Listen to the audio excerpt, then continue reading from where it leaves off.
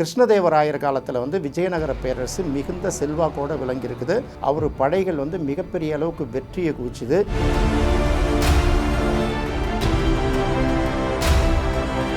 வள்ளல் குணமும் தாராள குணமும் நிறைந்த ஒரு மன்னர்கள். இவர்களை வந்து பல்லவ வம்சத்தோட வாரிசுகளாகவும் சொல்லப்பட்டிருக்காங்க. இவங்க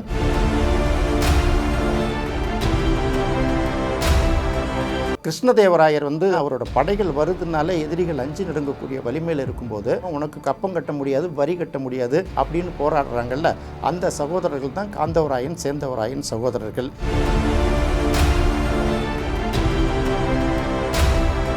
குப்பிச்சிங்கிற தாசியையும் அவள் கூட இருந்த கிட்டத்தட்ட ஒரு 100கணக்கான தாசிகளையும் கழுத்தை வெட்டி அந்த தலைகளை அத்தனையும் அங்கே உள்ள ஏரியில் கொட்டுறோம். அதனால அந்த ஏரிக்கு வந்து இன்னை வரைக்கும் பிண ஏரி அப்படிங்கிற ஒரு பேரே இருக்கிறது அந்த வரலாற்று குறிப்புகள்லாம் சொல்லப்படுது.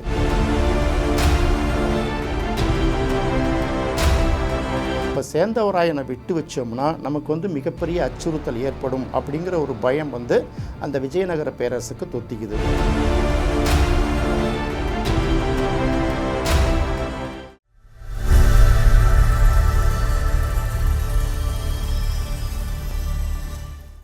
உலகெங்கும் வாழும் தமிழ் சொந்தங்களுக்கு அன்பு வணக்கம். 1-to-1 ஹிஸ்ட்ரி நிகழ்ச்சியில் இதுவரை பலரும் அறியப்படாத வரலாற்று தகவல்கள் பலவற்றை நம்ம பார்த்துட்டு வரோம். அந்த வகையில் நாம் இன்றைக்கி பார்க்க போகிறது வந்து காந்தவராயன் சேந்தவராயன் அப்படின்னு சொல்லக்கூடிய 2 சகோதரர் மன்னர்களுடைய வீர வரலாறை நாம் இன்றைக்கி பார்க்க போகிறோம். பொதுவாக வந்து பார்த்திங்கன்னா ஆங்கிலேயர்களை எதிர்த்து போரிட்ட பல வீரர்களை பற்றியும் சாதாரண சின்ன அளவுலேருந்து போரிட்ட வீரர்களை பற்றியும் நம்ம நிறைய குறிப்புகள் இருக்குது. இன்னும் பல இடங்களில் பார்த்திங்கன்னா நிறைய வீரர்களோட குறிப்புகள், நிறைய வீரர்களோட வீரம் சார்ந்த சாகசங்கள்லாம் இன்னும் பொதுமக்களுக்கு வெளியில் வராமல் இருக்கிற ஒரு காலகட்டத்தில் தான் நம்ம அதுபோல் மறைந்து இருக்கக்கூடிய மறைக்கப்பட்ட பல வரலாறுகளை தொகுத்து பேசிகிட்டு இருக்கோம். நம்ம நிகழ்ச்சியோட முதல் வரலாற்றிலோட பார்த்திங்கன்னா ஆங்கிலேயர்களால் நாடு கடத்தப்பட்ட முதல் சோழ நாட்டு பாளையக்காரரை பற்றி பார்த்துருக்கோம் இல்லையா? அதுபோல் இது ஒரு அற்புதமான வரலாறு தான். மிகப்பெரிய பேரரசு தென்னிந்தியா முழுவதையும் கட்டியாண்ட விஜயநகர பேரரசு காலத்தில் அந்த விஜயநகர பேரரசு வந்து மிகவும் உச்சமடைந்திருந்த காலம் அப்படின்னு பார்க்கும்போது கிருஷ்ணதேவராயர் காலம்தான். அந்த கிருஷ்ணதேவராயர் காலத்தில் தென்னிந்தியா முழுவதையும் தன்னுடைய கட்டுப்பாட்டில் வச்சிருந்தக்கூடிய ஒரு வலிமையான பேரரசராக அவர் இருந்தார் இல்லையா? அப்பேற்பட்ட பேரரசருக்கு மிகப்பெரிய அளவுக்கு டஃப் கொடுத்து அவர் வந்து பல தடவை வந்து நெருக்கடிக்கு உள்ளாக்குன 2 சாதாரண குறுநில மன்னர்கள் இந்த அண்ணன் தம்பிகளை பற்றி தான் இன்றைக்கி நம்ம வரலாற்றில் பேச போகிறோம். இப்போ வட மாவட்ட வரலாறுகள் அப்படின்னு பார்க்கும்போது இது போல் வீர சாகசங்கள் நிறைந்த வரலாறு அங்கங்கே நிறைய இருக்கும். இதெல்லாம் வந்து பார்த்திங்கன்னா வரலாற்று அறிஞர்களால் மிகப்பெரிய அளவுக்கு வெளியில் பேசப்படாமல் இருக்கிறதுனால இதை பற்றி நம்ம சொல்ல வேண்டிய அவசியத்தில் இருக்கோம். இன்னும் சொல்லப்போனால் இதுக்கு பெரிய ஆதாரங்கள்லாம் நிறையா இருக்குது. தொல்லியல் துறையில் இதை பற்றிய குறிப்புகள் இருக்குது. சுரதா அவர்கள் வந்து பார்த்திங்கன்னா வெட்ட வெளிச்சம் அப்படிங்கிற நூலில் இந்த குறிப்புகளை எழுதியிருக்காரு. இது தவிர இலக்கிய குறிப்புகள் அப்படின்னு பார்க்கும்போது திருக்கைவளம், காந்தவராயன் கலம்பகம், சேந்தவராயன் போர்க்கெழுவஞ்சி, இந்த மாதிரி பல நூல்கள்லாம் இந்த காந்தவராயன் சேந்தவராயன் அவர்களுடைய வீர வரலாற்றை பற்றி தெளிவாக குறிப்பிடுது. இந்த வரலாற்றோட தொடக்கம் என்ன, இது எப்படி முடிஞ்சுது அப்படின்னு தான் இப்போ நம்ம இடத்துல பார்க்க போகிறோம். செங்கல்பட்டு மாவட்டம் எல்லாருக்குமே தெரியும். இந்த செங்கல்பட்டுலேருந்து திருப்போரூர் செல்லக்கூடிய வழியில் ஒரு 5-6 கிலோமீட்டர் தூரத்தில் இப்போதைக்கு திருவடி சூலம் அப்படிங்கிற ஒரு ஊர் இருக்குது. இதுக்கு பேர் வந்து பழைய காலத்தில் வந்து பார்த்திங்கன்னா கிட்டத்தட்ட ஒரு 16ஆம் நூற்றாண்டு 1500 அந்த மாதிரி வருஷத்துக்கு முன்னாடி பார்த்திங்கன்னா இதுக்கு பேர் வந்து திருவிடைச்சுரம் அப்படிங்கிற ஒரு பேர் உண்டு. இந்த திருவிடைச்சுரத்தை தலைநகராக கொண்டு ஆட்சி செய்தவர்கள் தான் இந்த காந்தவராயன் சேந்தவராயன் அப்படிங்கிற 2 அண்ணன் தம்பிகள். இவங்க 2 பேருமே குறுநில மன்னர்கள். அதாவது வீரத்துக்கு இவர்களை விட ஒரு உதாரணமாக யாருமே சொல்ல முடியாத அளவுக்கு வீரர்கள் அப்படின்னு பார்த்தாலே என்ன பண்ணுவாங்க, மிகப்பெரிய வீரர்களாக இருந்தபோது நெருக்கடி வரும்போது பேரரசுகளுக்கு வந்து பார்த்திங்கன்னா கட்டுப்பட்டு போயிடுவாங்க இல்லையா? அப்படி இல்லாமல் தன்னாட்சியில், அதாவது ஆட்சி இழந்தாலும் உயிரை இழந்தாலும் மண்டியிடாத வீரத்துக்கு சொந்தக்காரர்கள், எந்த காலத்துலையும் இந்த தனி ஆட்சியை விட்டு கட்டுப்பட மாட்டோம், யாருக்கும் வரி கட்ட மாட்டோம் அப்படின்னு சொல்லிட்டு கடைசி வரைக்கும் போராட செய்யக்கூடிய மன்னர்கள் இருக்காங்கல்ல, அந்த வரிசையில் இவர்களை முதல்ல வைக்கலாம். இவர்கள் எப்படி வஞ்சகமாக வீழ்த்தப்பட்டார்கள் அப்படிங்கிறதெல்லாம் நம்ம பின்னாடி இந்த வரலாற்றில் பார்க்க போகிறோம். அப்படி வந்து பார்க்கும்போது கிருஷ்ணதேவராயர் காலத்தில் வந்து விஜயநகர பேரரசு மிகுந்த செல்வாக்கோடு விளங்கியிருக்குது. அவருடைய படை வலிமைகள் அப்படி அவர் படைகள் வந்து மிகப்பெரிய அளவுக்கு வெற்றியை குவிச்சுது. கிட்டத்தட்ட தென்னகம் முழுக்க அவருடைய கட்டுப்பாட்டில் இருந்த காலகட்டத்தில் அவருக்கு கட்டுப்படாத அடங்காத சில சிற்றரசர்கள் பல பேர் இருப்பாங்கள்ல, அவர்களெல்லாம் என்ன பண்ணுவாங்க, வலிமையான படைகளை வச்சு போர் முனையில் அடக்கி ஆண்டாங்க. அப்படி போர் முனையில் அடக்கி ஆண்டும் அவர்களை வந்து எளிதில் எளிதில் வெல்ல முடியாத நபர்களில் வர்றவங்க தான் இந்த காந்தவராயன் சேந்தவராயன் சகோதரர்கள். வள்ளல் குணமும் தாராள குணமும் நிறைந்த ஒரு மன்னர்கள். இவர்களை பல்லவ வம்சத்தோட வாரிசுகளாகவும் சொல்லப்பட்டிருக்காங்க. இவங்க தமிழகத்தை ஆண்ட கடைசி தமிழ் மன்னர்கள் சம்புவராயர்கள் அப்படின்னு படித்தோம் இல்லையா, ஏற்கனவே பார்த்துருக்கோம் இல்லையா. அந்த வரிசையில் ஆங்காங்கே சில சம்புவராயர்கள் இந்த பல்லவ வம்சத்தை சேர்ந்த குறுநில மன்னர்கள் அங்கங்கே இருந்திருக்காங்கல்ல, அந்த வம்சத்தை சேர்ந்தவர்களாக இந்த காந்தவராயன் சேந்தவராயன் சகோதரர்கள். இதில் காந்தவராயன் மூத்தவர், சேந்தவராயன் இளையவர். இவங்க ரெண்டு பேரும் மாபெரும் போர் வீரர்கள். கிருஷ்ணதேவராயர் அவரோட படைகள் வருதுனால எதிரிகள் அஞ்சு நடுங்கக்கூடிய வலிமையில் இருக்கும்போது அப்பேற்பட்ட படைகளை எதிர்த்து ரெண்டு பேர் தைரியமாக உனக்கு கப்பம் கட்ட முடியாது, வரி கட்ட முடியாது, தன்னாட்சியை விட்டு கொடுத்து உன்னுடைய மேலாண்மையை ஏற்றுக்க முடியாது அப்படின்னு போராடுறாங்கல்ல, அந்த சகோதரர்கள் தான் காந்தவராயன் சேந்தவராயன் சகோதரர்கள். இவர்களை வெவ்வேறு வழிகளில் பணிய வைக்கிறதுக்காக கிருஷ்ணதேவராயர்கள் அதுக்கு முற்பட்டவர்களும் தொடர்ந்து போராடிக்கிட்டு இருக்காங்களே தவிர அவங்கள கடைசி வரைக்கும் கட்டுப்படுத்த முடியல. இது நிகழ்ந்த காலகட்டம் அப்படின்னு பார்க்கும்போது கிபி 1500 1529 அதுதான் கிருஷ்ணதேவராயரோட ஆட்சி காலம் அப்படின்னு சொல்கிறோம் இல்லையா. அந்த காலத்தில் இந்த போர் வெடிக்குது. அப்போ என்ன பண்ணுறாங்கன்னா, கிருஷ்ணதேவராயருக்கு கட்டுப்பட மாட்டோம், வரி செலுத்த மாட்டோம், கப்பம் கட்ட மாட்டோம் அப்படின்னு சொல்லிட்டு விடாப்படியாக நிற்கிறதுனால இது என்ன, நம்ம தென்னிந்தியா முழுவதும் நம்ம கட்டுப்பாட்டில் கொண்டாந்து ஆட்சி பண்ணிகிட்ருக்கோம். சாதாரண ரெண்டு பேர் அண்ணன் தம்பி, அவங்களுடைய ஆட்சி பரப்பு கூட மிகச்சிறிய ஆட்சி பரப்பு. அப்பேற்பட்டவர்கள் நம்மக்கிட்ட சவால் விடுவதா அப்படின்னு சொல்லிட்டு அவர் ரொம்ப நெருக்கடிக்கு உள்ளாகிறாரு. உடனே என்ன பண்ணுறாரு, இந்த பகுதியிலே இருக்கக்கூடிய உய்யாழ்வார் பாளையக்காரர் அப்படிங்கிற ஒருத்தரை அனுப்பி விடுறாரு. அவர் என்ன பண்ணுறாரு, பெரும் படைகளை திரட்டிக்கிட்டு இவர்களை பணிய வைக்கிறதுக்காக மாத கணக்கில் போராடுறாரு. ஆனால் இந்த இரு அண்ணன் தம்பிகளும் என்ன பண்ணுறாங்க, கடுமையாக தன்னுடைய படை வலிமைகளை வச்சுக்கிட்டு அவர்களை அடித்து விரட்டி பல்வேறு வீரர்களை கொண்டு அனுப்பிடுறாங்க. அப்புறம் சொல்கிறார், இது என்ன நம்ம சாதாரண குறுநில மன்னர்கள்னு பார்த்தோம், அதை விட பெரிய படைகள் அனுப்புனா கூட அந்த மாதிரி வீரம் செறிந்த படைகள் அவங்கள்ட்ட இருக்க, இதை என்ன பண்ணுறது அப்படின்னு தடுமாறும்போது தான் சரி இப்போ இந்த படைகளை அனுப்ப முடியாதுன்னு சொல்லிட்டு விஜயநகர பேரரசு படையெடுக்கிற கூட இடத்துக்கெல்லாம் கிருஷ்ணதேவராயோட மருமகனாக இருந்தக்கூடிய அந்த அலிய ராமராயருங்கிறவர் மிகப்பெரிய படை தளபதி, அவரை படையெடுக்க சொல்லி மிகப்பெரிய படைகளை திரட்டி அனுப்புகிறாங்க. அவர் இந்த இடத்தையெல்லாம் பார்த்துட்டு போர் இருக்கக்கூடிய அந்த அமைவிடம் எல்லாத்தையும் சுற்றி வளைச்சு பார்க்குறாரு. அப்போ தான் தெரியுது, காந்தவராயன் சேந்தவராயனுடைய கோட்டைங்கிறது சாதாரண கோட்டை இல்லை, அதுக்கு உள்ள பாதுகாப்புங்கிறது மிகப்பெரிய பாதுகாப்பு. அந்த காலத்திலே பார்த்திங்கன்னா அகலம் 1150 அடி, நீளம் அப்படின்னு பார்த்தீங்கன்னா கிட்டத்தட்ட 2000 அடி. இந்த அளவுக்கு மிகப்பெரிய ஒரு கோட்டையை அவங்க வச்சுருக்காங்க. அந்த கோட்டையை சுற்றி பார்த்திங்கன்னா மிக உயர்ந்த மதில் சுவர்கள் இருக்குது. மதில் சுவர்களை சுற்றி 50 அடி ஆழத்துக்கு அகழி. இந்த மூணையும் கடந்து போனால் தான் அந்த கோட்டைக்குள்ளாரையே நுழைய முடியும்.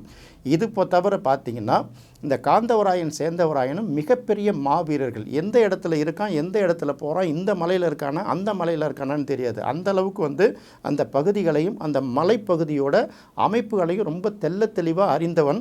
மலையில் எந்த பகுதி வேணாலும் பார்ப்பான். ஒரு பக்கம் போர் முழக்கம் கேட்க, இன்னொரு பக்கத்தில் அவன் சண்டை போட்டுக்கிட்டு இருப்பான். இப்படி அவங்களுடைய போர் தந்திரங்களை யாராலையும் அவர்கள் எளிமையாக கணிக்க முடியாத அளவுக்கு மிகச்சிறந்த வீரர்களாக அவங்க இருந்ததுனால சரி இவங்களை சாதாரணமாக வெல்ல முடியாது அப்படின்னு நினச்சிட்டு கிருஷ்ணதேவராயருடைய மருமகன் அலிய ராமராயர் அவர் தான் கிருஷ்ணதேவராயருடைய பல வெற்றிகளுக்கு தலைமையேற்று தளபதியாக போய் பல வெற்றிகளை தேடி தந்தவர். அந்த அலிய ராமராயர் தலைமையில் மிகப்பெரிய படை இந்த காந்தவராயன் சேந்தவராயனோட திருவிடைச்சுரம் கோட்டையை நோக்கி கிட்டத்தட்ட பல நாட்கள் முற்றுகையிட்டு இரண்டு பேருக்கும் கடுமையான சண்டை நடக்குது. இந்த இரண்டு தரப்புக்கும் கடுமையான சண்டை நடக்கும்போது அந்த இரு சகோதரர்கள் அவர்களுடைய படைகளும் பார்த்திங்கன்னா கொஞ்சம் கூட சளைக்காமல் தொடர்ச்சியாக போராடுறாங்க. இந்த சண்டையும் பார்த்திங்கன்னா கிட்டத்தட்ட மாத கணக்குகளில் நடக்குது. இந்த மாத கணக்குகளில் நடந்த பிறகும் பார்த்திங்கன்னா கடுமையான தோல்வியை சந்திக்கிறாங்க கிருஷ்ணதேவராயர் படைகள். இந்த தோல்வி அடைந்தது மட்டுமல்ல, அந்த படை தளபதியை கூப்பிட்டு அவனுக்கு சொல்லுவாங்கள்ல அந்த காலத்தில் இந்த கரும்புள்ளி செம்புள்ளியெல்லாம் குத்தி அப்புறம் கழுத மேலே ஏற்றி அசிங்கப்படுத்துறது அப்படின்னு சொல்லுவாங்கள்ல, அந்த மாதிரி அவரை கேவலப்படுத்தி அசிங்கப்படுத்திட்டு இந்த ரெண்டு சகோதரர்களும் அனுப்பி விட்டுறாங்க. மிகப்பெரிய அந்த தென்னிந்தியாவே நம்ம கட்டுப்பாட்டில் இருக்கோம். ரெண்டு சாதாரண ஆட்கள் சின்ன நிலப்பரப்பு ஆட்சி செய்திருக்கக்கூடிய அந்த ரெண்டு பேர் சகோதரர்கள் நம்மளே இந்த பாடுபடுத்துகிறான. இதே போல் நிலைமை நீடிச்சதுன்னா பேரரசுக்கே ஒரு அச்சுறுத்தலாக வரும்ல. அதுக்கப்புறம் மற்ற குறுநில மன்னர்களும் இது போல் எதுக்க ஆரம்பிச்சிருவாங்கல்ல. அதனால் ரொம்ப மிரண்டு போய் தான் என்ன பண்ணுறாருன்னா, இதை இப்படியே விட்டால் சரி வராது, என்ன பண்ணலான்னு யோசிக்கும் போது தான் எப்போதுமே பார்த்திங்கன்னா வீரர்கள் வீரத்தை பற்றி மட்டும்தான் யோசிப்பாங்க. ராஜதந்திரங்களையும் யோசிப்பாங்க. ஆனால் இது வரைக்கும் வரலாற்றில் இந்த மாதிரி தகவல் சொல்லப்படாத ஒரு தகவலை வச்சு யோசிச்சிருக்காங்க. என்ன அப்படின்னு கேட்டிங்கன்னா, ஒரு வேசியை அனுப்பி அவர்களை வந்து கவர்ந்து அதன் மூலம் அவனை கொன்னுட்டு அவன் தலைக்கு விளைய வைக்கிற ஒரு வேலையை வந்து சைலண்டாக செஞ்சுருக்காங்க. இந்த கதை எப்படி நடக்குதுன்னா, குப்பிச்சி அப்படிங்கிற ஒரு வேசி, அந்த காலத்தில் இந்த தாசி தொழில்கள்லாம் நடக்கும் இல்லையா, அது வந்து அங்கீகாரம் பெற்ற ஒரு தொழிலாக தானே இருந்தது. அப்போ தாசியிலேயே மிக அழகாக இருக்கக்கூடிய ஒரு லேடியை தேர்ந்தெடுக்கிறாங்க. அந்த பெண் பேர் வந்து குப்பிச்சி. குப்பிச்சியோட அழகில் மயங்காதவர்கள் யாருமே கிடையாது. அப்பேற்பட்ட குப்பிச்சி அப்படிங்கிற ஒரு தாசியை வந்து தலைமையேற்று அவனை வந்து அரண்மனைக்குள்ளே எப்படியோ நுழைகிறாங்க.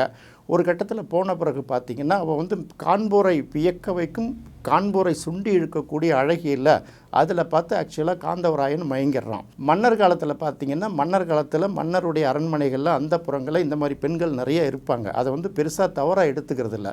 அதே சமயம் அவர்கள் வந்து எல்லை மீறி போகாத அளவுக்கு அந்த ஒற்றர்களும் மற்றவர்களும் பார்த்துக்கிட்டு இருப்பாங்கள்ல, இந்த மாதிரி சூழ்நிலை வந்து அங்கே நடக்கலை. அப்போ இந்த குப்பிச்சி என்ன பண்ணுறான், இன்னொரு மலைக்கோட்டை ஒன்று புதுசாக இருக்கக்கூடிய மலைக்கோட்டைக்கு கொண்டு போய் அங்கே இருக்கக்கூடிய அரண்மனையில் குப்பிச்சியோட மகிழ்ச்சியாக ஒரு கட்டத்தில் அவன் எழுந்துட்டு இருக்கிற காலகட்டத்தில் அப்போ தான் அந்த ரகசிய திட்டத்தை வந்து அவன் அரங்கேற்றுறா. ஒரு நாள் இரவு சாப்பாட்டில் விஷத்தை கலந்து கொடுத்து அவனை கொன்னுடுறான். அவன் என்ன பண்ணிடுறான், அந்த சாப்பிட்ட பிறகு அவன் வந்து அதுக்கப்புறம் எந்திரிக்கவே இல்லை. உடனே என்ன பண்ணுறான், அவனுடைய தலையை வெட்டி அதை கொண்டு போய் அந்த விஜயநகர பேரரசு சம்மந்தப்பட்ட அதிகாரிகள்கிட்ட கொடுத்த பிறகு 1,00,000 பொன்னும் பொருளும் அவனுக்கு பரிசாக கொடுக்குறாங்க. இது நடந்து ஒரு நாள் 2 நாள் வரைக்கும் தெரியல. ஒரு சில நாட்களுக்கு பிறகு காந்தவராயன் எங்கே அப்படின்னு தேடும்போது தான் இந்த நிகழ்ச்சியை கேள்விப்பட்டு, இது போல் வந்து ஒரு நம்பிக்கை துரோக படுகொலை நடந்திருக்க, வீரனை வந்து வீரத்தால் வெல்ல முடியாமல் ஒரு தாசி அனுப்பி வென்றுக்கானன்னு சொல்லிட்டு அவனுக்கு வந்து ரொம்ப கோபம் கொந்தளிக்குது. அண்ணன் இறந்த துக்கம் தாங்காமல் தவிக்கிறான். உடனே அவன் வெறுத்து போய் என்ன பண்ணுறான்னா, கரெக்டாக தேடி கண்டுபிடிச்சி அந்த குப்பிச்சிங்கிற தாசியையும் அவள் கூட இருந்த கிட்டத்தட்ட ஒரு 100கணக்கான தாசிகளையும் கழுத்தை வெட்டி அந்த தலைகளை அத்தனையும் அங்கே உள்ள ஏரியில் கொட்டுறான். அதனால் அந்த ஏரிக்கு வந்து இன்னை வரைக்கும் பிணை ஏரி அப்படிங்கிற ஒரு பேரே இருக்கிறது அந்த வரலாற்று குறிப்புகள்லாம் சொல்லப்படுது. இது கேள்விப்பட்டதுக்கப்புறம் காந்தவராயன் சேந்தவராயன் எவ்வளவு பெரிய மாவீரர்கள். காந்தவராயனை வந்து ஒரு வீரன் வந்து கொண்டிருந்தால் நல்லாயிருக்கும். அதே போல் எதிர்கொள்ளக்கூடிய வீரனும் இந்த மாதிரி ஒரு கேவலமான சூழ்நிலையை வச்சு கொள்ளுவானா? இது என்ன ராஜதந்திரம்? இது போர் தந்திரம் கிடையாது இல்லையா? இது ஒரு அருவருப்பான வேலை இல்லை. அதனால் அதெல்லாம் முடிச்சுட்டு இந்த கோவம் குந்தளிக்கிறதுக்குள்ளே என்ன ஆகுதுன்னா, இந்த தகவல் கிருஷ்ணதேவராயருக்கும் அவருடைய வீரர்களுக்கும் அந்த படைகளுக்கும் அமைச்சரவைக்கும் சென்று சேரும்போது, சரி இப்படியே விட்டால் சரி வராது. அப்போ கிட்டத்தட்ட 100கணக்கான தாசிகள் ஒரே நேரத்தில் கொல்லப்பட்டு அவர்களுடைய தலைகள் எல்லாம் ஏரியில் கொட்டப்பட்டிருக்கு. நாளைக்கு என்ன வேணாலும் நடக்கலாம். தென்னிந்தியா முழுக்கும் வலிமையாக இருக்கக்கூடிய நமது சாம்ராஜ்யம் இப்போ சேந்தவராயனை விட்டு வச்சோம்னா நமக்கு வந்து மிகப்பெரிய அச்சுறுத்தல் ஏற்படும் அப்படிங்கிற ஒரு பயம் வந்து அந்த விஜயநகர பேரரசுக்கு தொத்திக்குது. உடனே என்ன பண்ணுறதுன்னா, இருக்கிற அத்தனை படைகளையும் திரட்டி, அதாவது பார்த்திங்கன்னா இவங்க ஒரு 1000 பேர் இருந்தாங்கன்னா கிட்டத்தட்ட அவங்க ஒரு 40,000 பேர், அந்த அளவுக்கு பெரிய படையணிகளை திரட்டி திரும்பவும் வந்து இந்த சேந்தவராயனுடைய திருவிடைச்சுரம் கோட்டையை வந்து அந்த படைகள் சுத்தமாக முற்றுகையிடுது. முற்றுகையிடும்போது நம்ம ஏற்கனவே அந்த அரண்மனை கோட்டை அகழி என்ன நிலையில் இருக்குது அப்படின்னு பார்க்குறோம். அவர்களும் இடைவிடாத பல மடங்கு தொடர்ந்து போராடிக்கிட்டே இருக்காங்க. 2 பக்கமும் கடுமையான அழிவை சந்திக்குது.